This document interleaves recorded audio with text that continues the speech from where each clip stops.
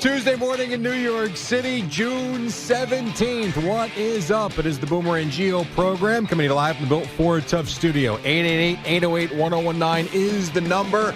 My voice is not that of Geo or Boomer. It is myself, Willie Colon, until 10 o'clock, as we will discuss many things from the Yankees' lack of hitting. We will start with that in a couple of moments. We will get into some football later on, some New York Knicks basketball, the NBA Finals. So much to do, but before we do get started, I would like to tell you, as the guys told you yesterday, they are at Bethpage Black today playing golf, and they do love it when you come up to them and say hello. So if you happen to see a big former NFL MVP, he's blonde, he swings lefty, and then you've got Gio who will be next to him, go say hello. They love it. They absolutely love it. They take photos. They smile. They will discuss the show, golf, whatever you want. So they'll be back tomorrow. But if you're out at Bethpage Black, make sure you say hi to the guys. Sitting to my left is the former Steeler, the former Jet. He graces us with his presence this morning, Willie Colon. What's up, Will? Hey, man, good morning. Good seeing you. How you been, all right? I asked you what happened to the boys, and you mentioned Bethpage Black. You didn't seem excited that you were. You seem kind of... No, listen, I wasn't invited. That's fine. So they can go have a good time. I really didn't hear you. You said that. He's like, I wasn't invited. But I don't know if you were snarky or if you were... It was not snarky at all. You simply just didn't care. You said, where are they? Right. Golfing. And then you followed up with, you're not golfing. And I said, I wasn't invited. Is there any emotions there that you're not? No, I'm fine. Do you consider... I've played Bethpage Black before. Dominated? What? Have you dominated? Have I dominated? Have you dominated? Did you play well? Dominated me. No, this is a long... I played with Bob Wischusen, who you know very well. The great Bob. I love Bob. The great Bob Wischusen, yes. Way back when, and it kicked my ass. Yeah, it's tough. It was one of those days where I hit the ball as good as I could, and I think I shot 108, I believe. So they'll have that experience there. The Ryder Cup is out there in a couple of months, as we know, in September, so they will enjoy themselves. And we will get to your golf event and your comedy show, which we will talk about later on as well. But we do start, and we'll do some football for sure, because things are starting to feel like training camp season. So we'll get into that in a couple of moments as well. But we start with the baseball. From the standpoint of the Yankee, it's amazing. The baseball season is so long, how teams go up, they go down. They go up, they go down. And I will start with a phone call I got yesterday in the newsroom. So during the BT and Sal show, they were, all in on the Yankees, Red Sox, as you can imagine, the Rafael Devers trade. They talked a little bit about the Mets and the Rays and all that. And as I was probably around 10:40 or so in the morning, I got two calls back to back. And usually no one calls the newsroom. It's pretty ironic. And it was not the same caller, because you could see the caller ID. Okay. So the first caller I took was, hey, tell those two guys the Yankees suck. They're not as good as you guys think they are. And he hung up on me. I'm like, oh, okay. That was the caller that in the newsroom. Just a random? Just a random guy. I'm like, yeah, all right. Well, I'm not going to go in there and tell them that. But okay, thanks. Seems a little emotional. Yes, very much so. So, and maybe 5 minutes later at around 10:50, the phone rings again. And another guy, nicer guy, says, hey, let these guys know the Yankees are not as good as we think they are, because when you look at their record against good teams, they're very average. Now, I didn't go back and fact check it, but his point, I think, was a valid point in that sometimes we look at just the record and we think a team is that good. Now, in this case, I do think the Yankees are a very good team. Yeah. I do think the Yankees are going to win this division, and I think the Yankees will probably be battling it out with the Tigers to represent the American League in the World Series.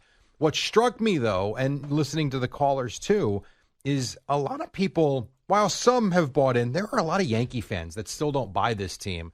And the last stretch of games certainly doesn't help, even though they've been a great offensive team all year. It's almost as if when they struggle to score now, it's like, see, there's no last Soto, night they're was not indicative as good. of that. I mean, they were 1 for 18 with runners on. Last night was brutal. And it was also, but in fairness to them now, too, several things happened in this game that also prevented them from scoring. The play in the 11th inning after they're down 1-0, the play at first base, I don't know, I doubt you were even up to see this at the time, but I was.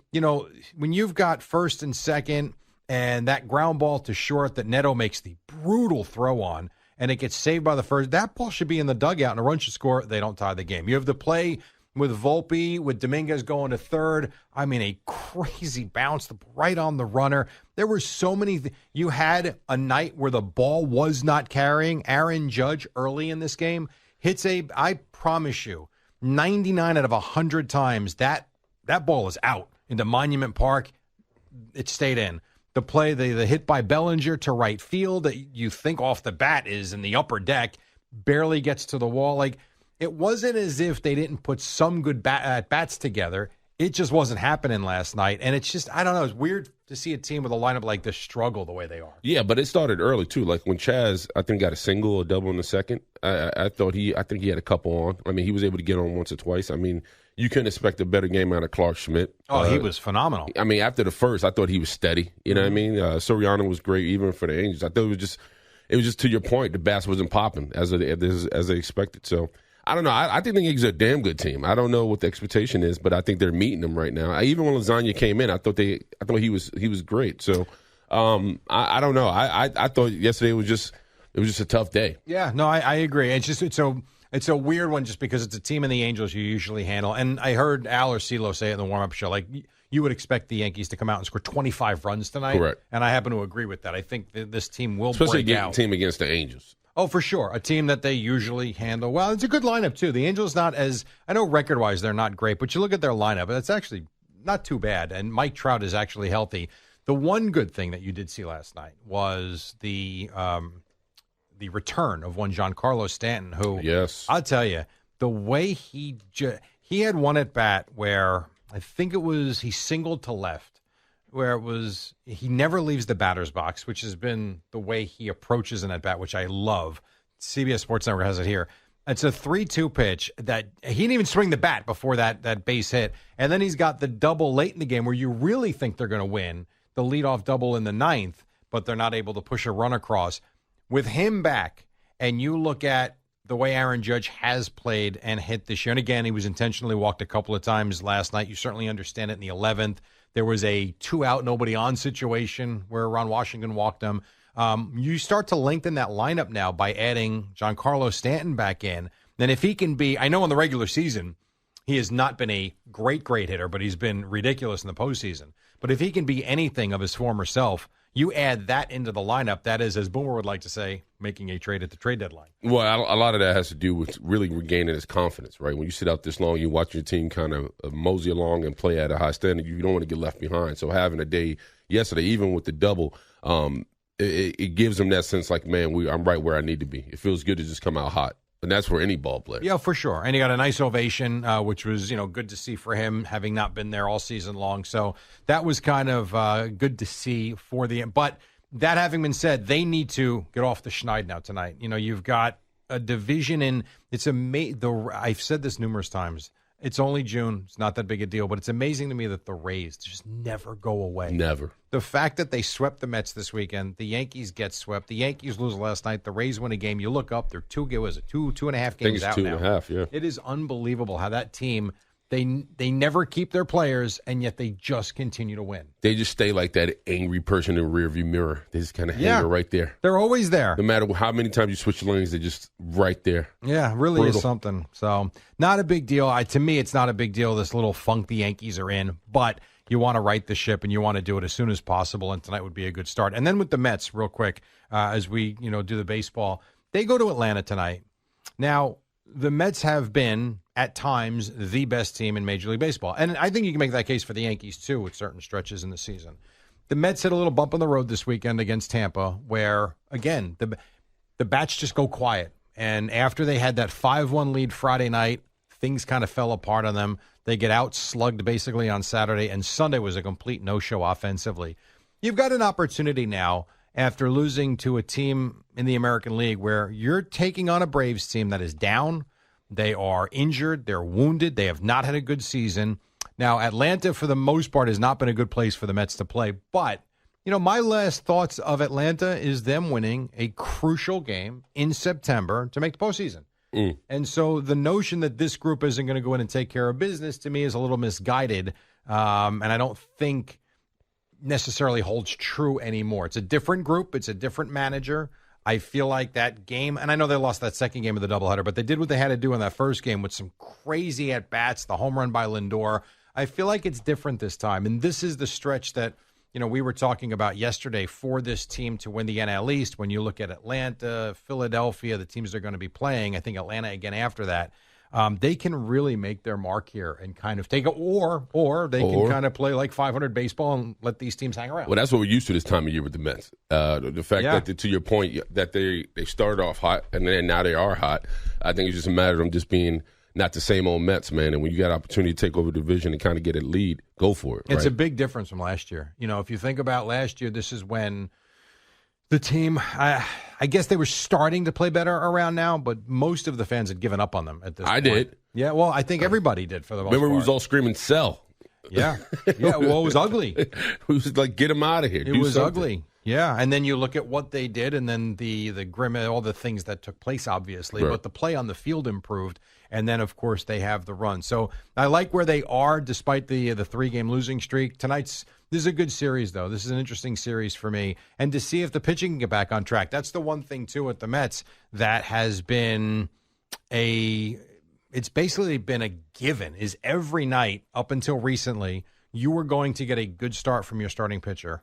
Now, the last several games, not so. David Peterson last time out, complete game shutout. Can he get that turned around? Not for him personally, but for this rotation, which in the last several games has not been so good. I was talking, I guess it was Gio on Friday. We were, Boomer was out Friday, and we were discussing why. And even Danny, Danny Wexelman from SNY, she was in last week too. We were talking about why this rotation has been so good. And it's one of those things, they say, the pitching lab.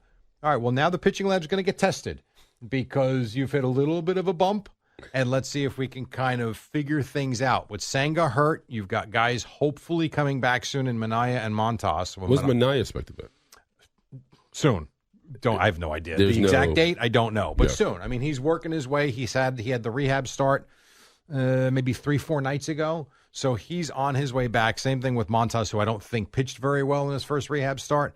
But you do have help along the way. The key is those fringe pitchers that, for whatever reason, have done so well with Jeremy Hefner and the pitching lab. I hate to say it, but that pitching lab that they referred to, Clay Holmes changing from a reliever back to a starter.